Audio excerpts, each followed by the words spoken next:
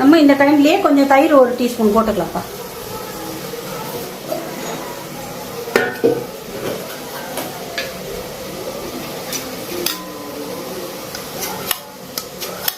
ஒரு டீஸ்பூன் அளவு தயிர் போட்டுக்கலாம்.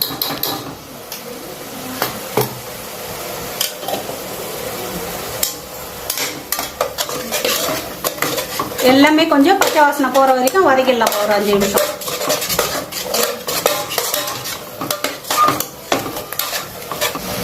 எல்லாம் வதங்கிச்சுப்பா. இப்போ நம்ம மட்டன் போட்டுக்கலாம்.